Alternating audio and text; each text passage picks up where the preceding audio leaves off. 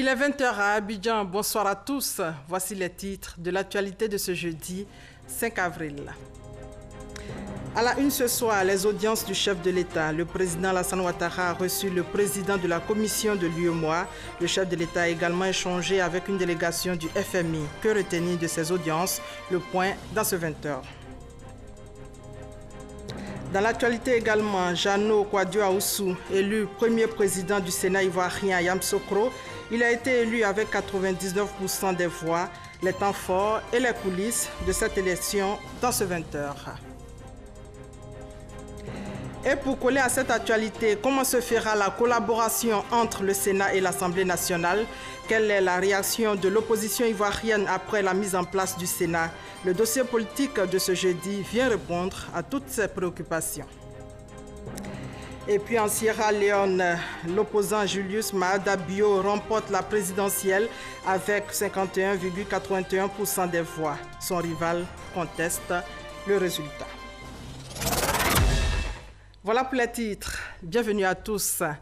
Je vous propose de commencer ce 20 h par les audiences du chef de l'État. Le président Alassane Ouattara a reçu cet après-midi le président de la commission de l'UEMOA, Abdallah Bouraïma. Le compte-rendu de Viviane Aimé. C'est exactement le 10 avril 2017, lors du sommet extraordinaire de l'UEMOA organisé ici à Abidjan, que l'actuel président de la Commission de l'Union économique et monétaire ouest-africaine, l'ancien ministre nigérien de l'économie et des finances, Abdallah Bouraïma, a été élu.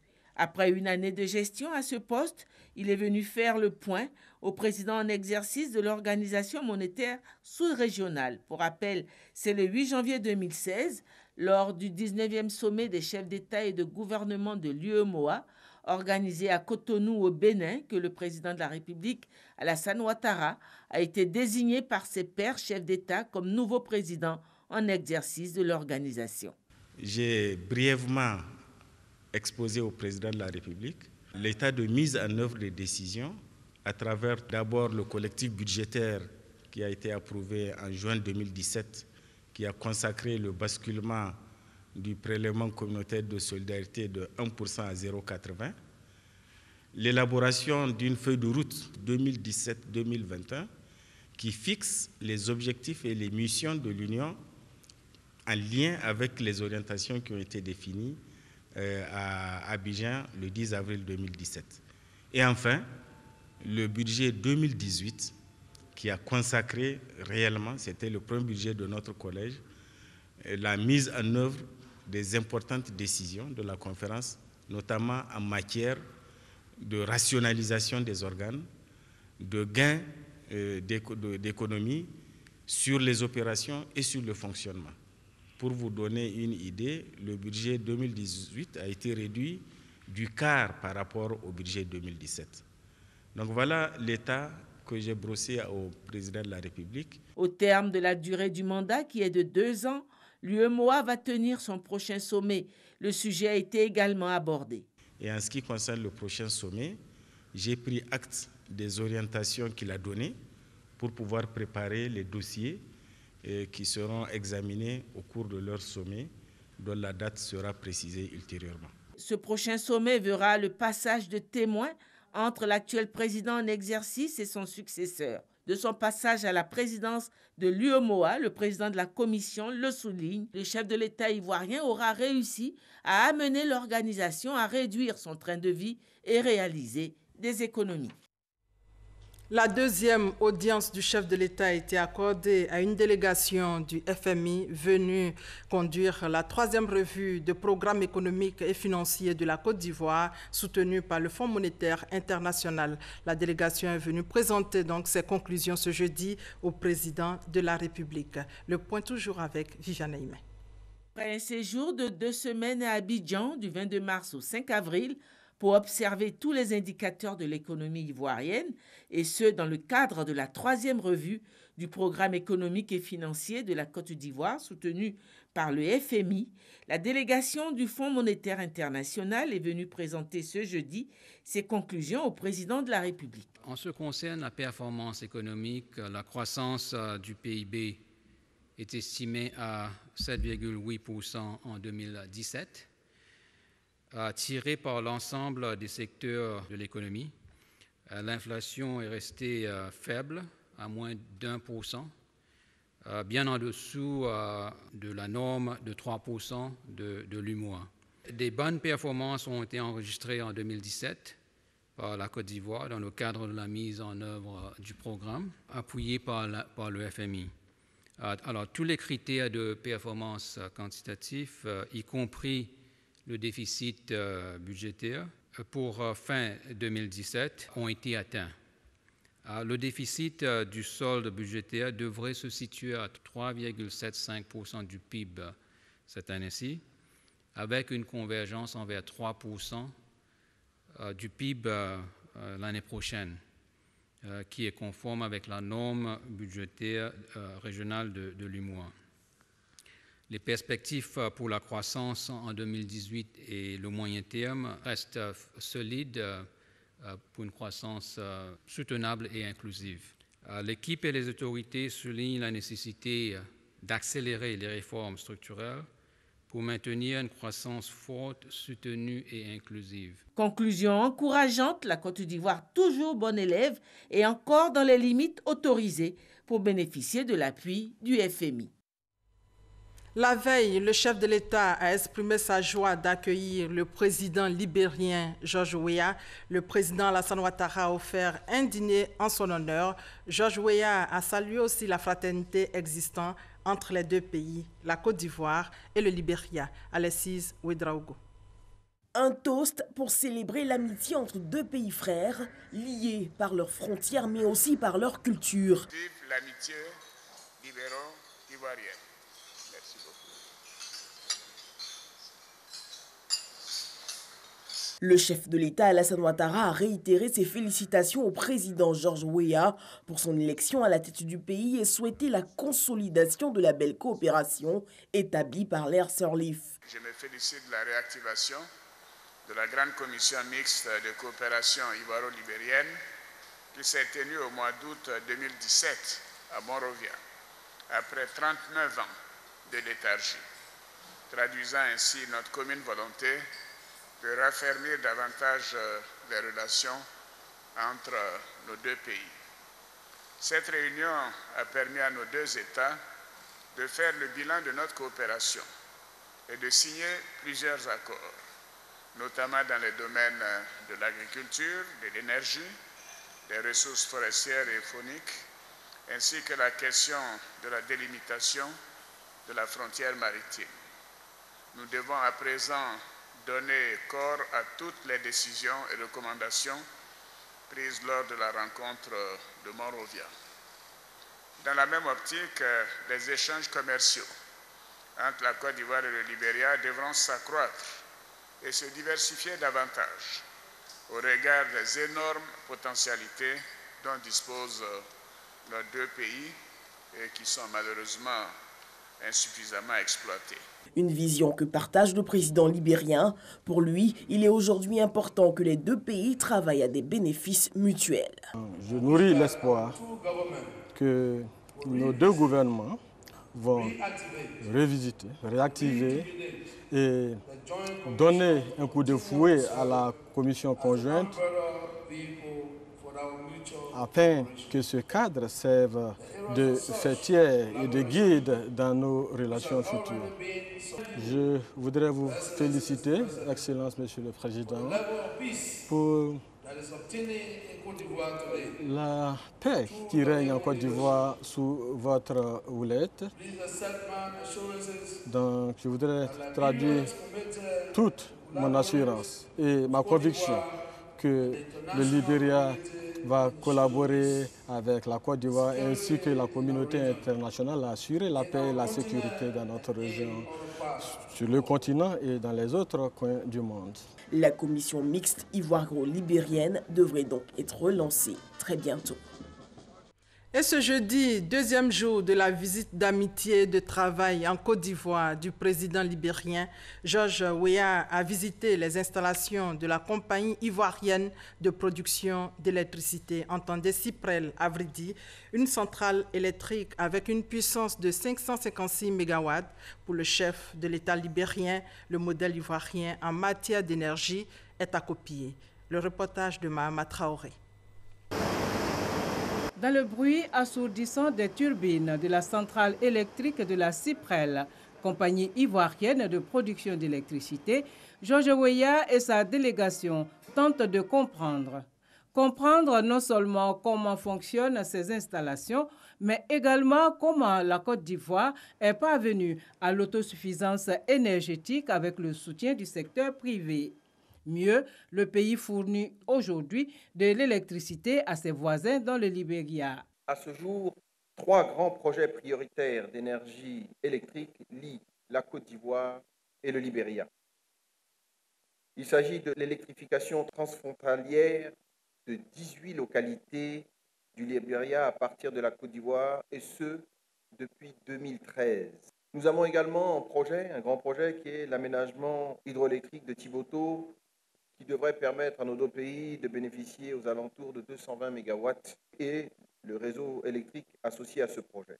Nous avons également l'interconnexion électrique Côte d'Ivoire, Libéria, Sierra Leone, Guinée. À compter de la mise en service de la ligne en 2019, la Côte d'Ivoire s'est engagée à fournir 83 MW qui seront répartis à parts égales entre les 3 autres États. Le défi énergétique fait également partie des grands chantiers du nouveau président libérien. George Weah veut alors s'inspirer du modèle ivoirien, d'où son appel à l'intensification de la coopération énergétique entre les deux pays dans un avenir proche. On ne pouvait pas avoir même 88 MW. Il y a beaucoup de pays qui de Côte d'Ivoire pour l'électricité parce que c'est très important. Et nous, on veut profiter de notre relation. Tout ça, c'est un pays direct, c'est une frontière, c'est une culture. Il faut travailler ensemble. Ensemble, on peut faire beaucoup de choses plus que tout seul. C'est pourquoi on est là et on va tout faire pour continuer notre relation qui est déjà là. Mais on va faire très fort encore des relations de Côte d'Ivoire et Libéria. Et c'est même prochain notre équipe va venir pour discuter comment on va aider nos deux pays. En 2017, la Côte d'Ivoire a fourni 19 gigawatts d'énergie au Libéria. Reportage signé Mahama Traoré et Awa Touré.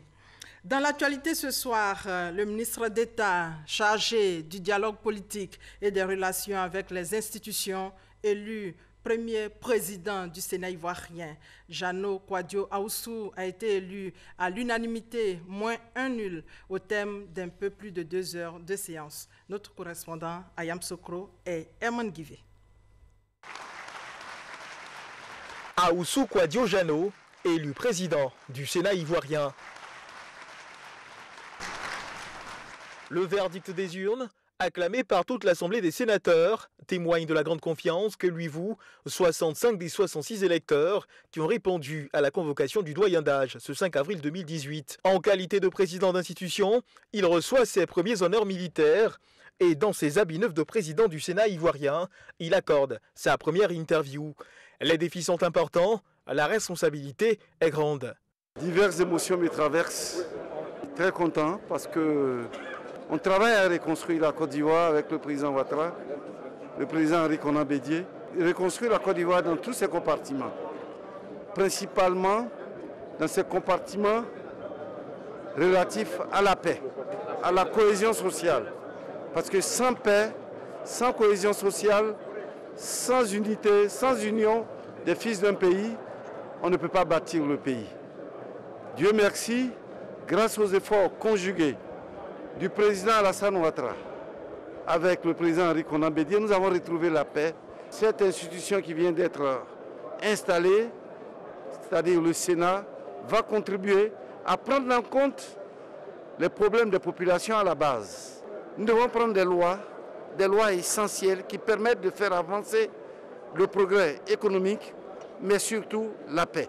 Aoussou Kouadio-Jano est décrit par les sénateurs électeurs comme un homme de confiance, homme d'expérience, en quelques mots, l'homme de la situation. Nous connaissons tous le parcours du Premier ministre Aoussou Jano.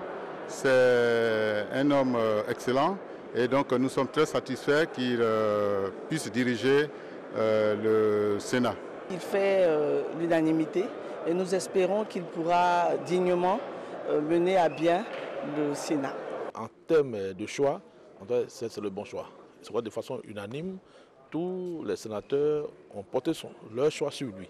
Pour l'élection du vénérable Aoussou Kouadio-Jano à la tête du Sénat de Côte d'Ivoire, parce qu'il est rassembleur. Fier, en tant que gouverneur, d'avoir participé à cet événement historique et en tant que simple citoyen ivoirien, fils de Yamoussoukro.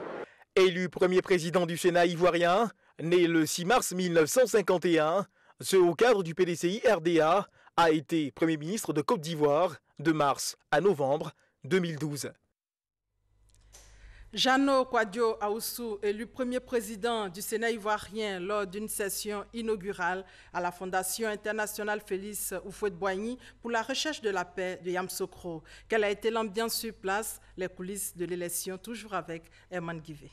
Fondation Félix Houphouët-Boigny de Yamoussoukro, les 66 sénateurs élus le 24 mars 2018 sont à l'honneur. Ils doivent choisir l'un d'eux pour prendre les rênes du Sénat. L'un après l'autre, ils marquent leur arrivée. Derrière cette porte, premier impératif de la journée, la séance photo pour la conception d'une banque de données images. Mais avant, petite séance maquillage. Certains d'entre eux ont l'habitude de l'objectif. Pour d'autres, ce n'est pas toujours évident. Voici le tour du candidat Aoussou Kouadio-Jano. Pose photo, direction, la 400 places. L'ambiance est conviviale. Une ambiance de retrouvailles parce que nous sommes beaucoup de parlementaires, des anciens députés. Nous nous retrouvons entre frères ici encore et nous allons collaborer au sein du Sénat, la deuxième chambre du Parlement. Deuxième impératif de la journée, la remise aux sénateurs de leurs attributs. Des sénateurs plutôt satisfaits. Aujourd'hui, c'est le début et ces attributs-là confirment aujourd'hui que nous sommes des sénateurs. Donc c'est une grande joie pour nous tous et nous allons tout faire pour réussir cette mission-là. C'est avec grand plaisir que nous recevons nos attributs de sénateurs. C'est le lieu pour nous d'avoir une idée vers nos parents de la région du Tongpi et du département de Danani. Un sentiment de joie et de fierté. Séance photo et remise d'attributs terminée, on peut tranquillement se préparer pour l'élection du futur président du Sénat ivoirien.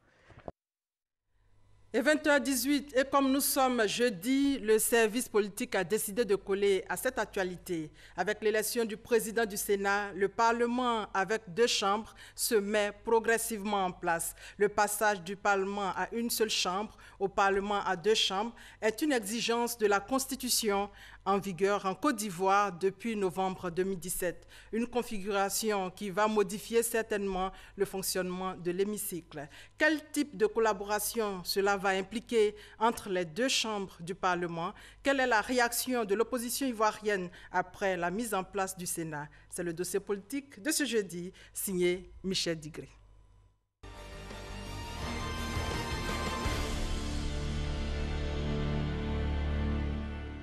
Mardi 3 avril, ouverture de la session ordinaire 2018 du Parlement. Pour la première fois depuis 1960, la Côte d'Ivoire expérimentera une pratique parlementaire bicamérale. Élection du président du Sénat ce jeudi. Notre jeune institution est déjà prête à assumer sa mission au service du renforcement de la démocratie dans notre pays. La nouvelle configuration du Parlement ivoirien enfin matérialisée. Mais d'autres étapes restent à franchir pour l'effectivité du fonctionnement de cette seconde chambre. Donc, avec l'élection du président du Sénat, il va avoir la mise en place des groupes parlementaires, des groupes politiques, donc, lesquels groupes politiques vont proposer certains de leurs membres pour appartenir à l'organe de direction de ce Sénat-là, qui est le bureau. Et donc, une fois que le bureau définitif aura été constitué, les commissions parlementaires vont se mettre en place. Et après tout cela, le Sénat va pouvoir être saisi. Le Parlement bicaméral nécessitera une collaboration entre les deux chambres pour l'adoption des lois. La collaboration doit être étroite, doit être technique, doit être professionnelle, doit être politique. La collaboration doit se faire dans les règles de l'art. Les députés sont des gentlemen, les sénateurs, c'est des seniors. Mais ils ont le même travail à faire, chacun à son niveau. Et donc, je ne pense pas qu'on puisse craindre quoi que ce soit. Mais s'il advient que dans le traitement des dossiers qui leur sont confiés, des points de vue divergent, on pourrait éventuellement mettre en place un système qui permette aux deux chambres de se retrouver et de parler le même langage in fine. Il y a, pour ce faire, une commission paritaire qui pourrait se mettre en place. Et au-delà même, l'exécutif peut provoquer un congrès qui puisse permettre aux deux chambres de se mettre ensemble dans leur totalité et traiter des questions d'intérêt national. Députés et sénateurs se réjouissent de ce changement tel que prévu par la nouvelle constitution en vigueur depuis novembre 2017. La collaboration entre l'Assemblée et le Sénat, c'est une collaboration institutionnelle qui permettra désormais d'élargir les perspectives d'une véritable prise de décision au niveau des lois. Les députés vont lire en première lecture les textes de loi et les sénateurs en deuxième lecture. En plus, il ne faut pas oublier que les sénateurs étant donc les représentants des collectivités territoriales, ils regarderont donc avec beaucoup de privilèges et beaucoup de prestance les lois qui concernent donc le périmètre des collectivités territoriales. Pour l'opposition, l'heure est toujours à la contestation de la création de la seconde chambre du Parlement. La Constitution, à travers l'article 90, dit que le Sénat doit être mis en place à travers une loi organique. Nous n'avons pas encore de loi organique. Le Parlement n'a pas du tout été saisi d'une loi organique. Tout ce qui relève du Parlement n'est pas du domaine de l'exécutif. Et si le chef de l'État veut agir dans le domaine réservé au Parlement, il faut d'abord qu'il demande l'autorisation du Parlement. Et cela à travers une loi d'habilitation. Le Parlement n'a pas été saisi. Pour les députés de la coalition au pouvoir, le débat sur l'ordonnance prise par le chef de l'État est révolu. Il y a des voies légales pour se plaindre.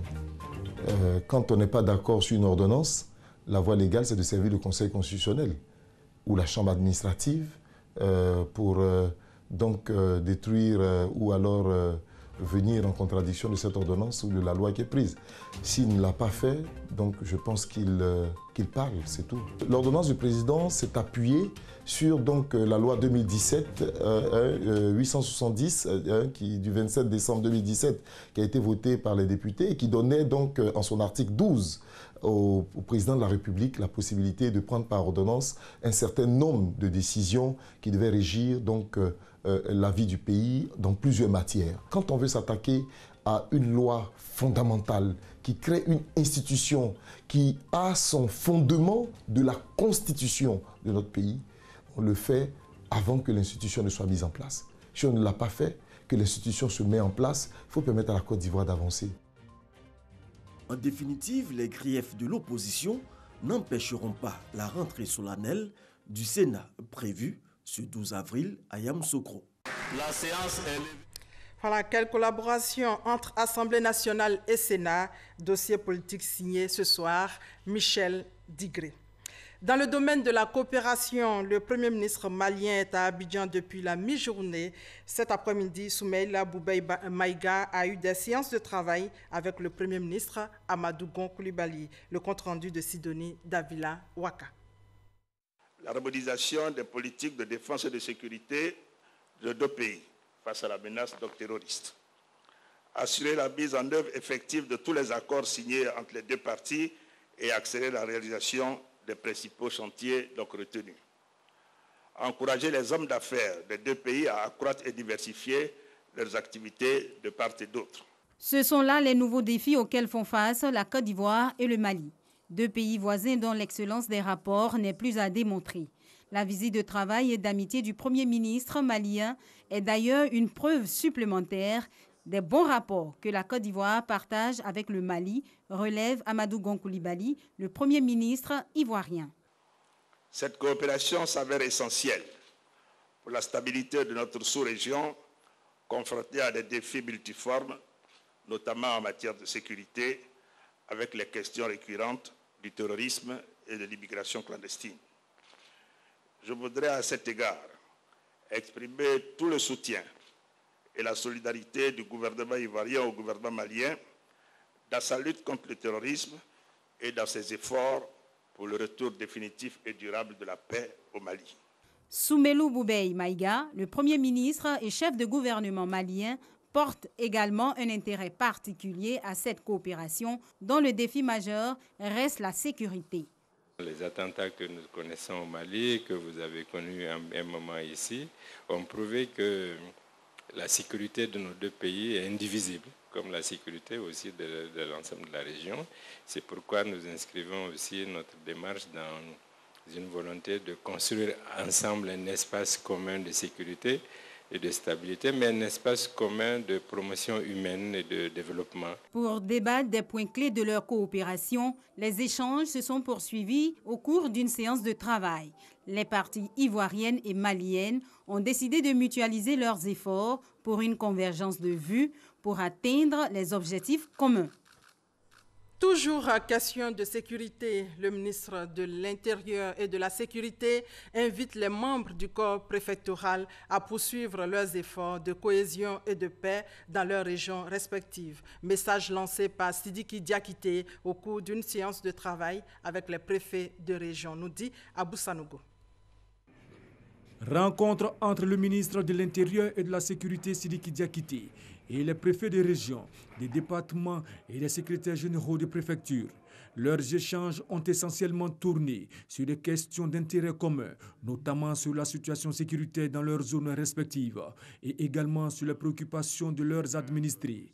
Le ministre de l'Intérieur et de la Sécurité a donc salué toutes les actions des membres du corps préfectoral et leur a demandé de poursuivre leurs efforts de consolidation de la paix et de renforcement de la cohésion sociale. Cela va permettre de donner un nouvel élan à l'encadrement justement de nos populations par la sensibilisation, par des informations et par également l'éducation, n'est-ce pas, à l'endroit de certaines franges de population. Sidiki Diakité a également rappelé n'avoir reçu aucun courrier du corps préfectoral faisant mention des grèves. Nous l'avons tous vu sur des réseaux sociaux. Et donc, nous avons estimé que si personne n'est l'auteur d'un écrit, ça devait être certainement l'œuvre de personnes extérieures au corps. En tant que représentants du président de la République, quand ils ont des problèmes, ils les portent à la connaissance du président de la République de façon tout à fait responsable. Le ministre de l'Intérieur et de la Sécurité les a aussi invités à faire en sorte que les objectifs qui leur ont été assignés puissent se réaliser pour le bonheur des populations. Le ministère de l'Emploi et de la Protection sociale dispose désormais d'un système d'information géographique sur l'emploi, une application web développée par le Comité national de télédétection et d'information géographique. Le projet a été financé à hauteur de 192 millions de francs CFA. Le compte-rendu de Grace Kando dans nos prochaines éditions.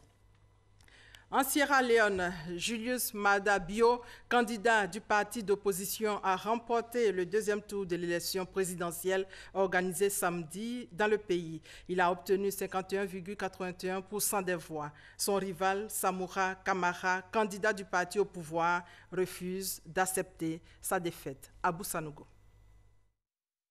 Il est le nouveau président de la Sierra Leone, Julius Maada Bio, candidat du parti d'opposition, a remporté la présidentielle organisée le samedi 31 mars dernier. Avec 51,8% des suffrages, il s'est imposé face à Samoura Kamara, candidat de l'APC, le parti au pouvoir. Ancien militaire âgé de 53 ans, Julius Maada Bio retrouve le pouvoir 22 ans après l'avoir brièvement exercé après un coup d'État, en évinçant le chef de la junte, le capitaine Valentin Stresser, dont il était le numéro 2. Le résultat du second tour du 31 mars a été annoncé en milieu de soirée par le président de la Commission électorale nationale. 2 heures après l'annonce de sa victoire. Julius Maada Bio, habillé d'une longue tunique blanche, a prêté serment dans une salle de conférence bondée et surexcitée d'un grand hôtel où l'attendaient des centaines de proches représentants de corps de l'État et diplomates étrangers. Il a reçu du plus haut magistrat du pays un long bâton de commandement, symbole de la passation de pouvoir avec son prédécesseur Ernest Bailly Koroma qu'il avait battu en 2012. De son côté, dans son message télévisé, Samoura Kamara a indiqué dans la soirée qu'il allait contester les résultats annoncés par la Commission électorale nationale, qui, selon lui, ne reflètent pas les nombreuses inquiétudes de son parti concernant des bourrages d'urnes massifs, des votes surnuméraires et d'autres irrégularités. Julius Maada Bio et Samoura Kamara briguaient la succession d'Ernest Bailly Koroma, qui ne pouvait se représenter en raison de la limite du nombre de mandats. Et voilà, c'est la fin de ce 20 supervisé par Adama Kone et Victorine Yaoyobwe. À la réalisation, Kofi Sakra. Merci de votre fidélité et excellente soirée à tous.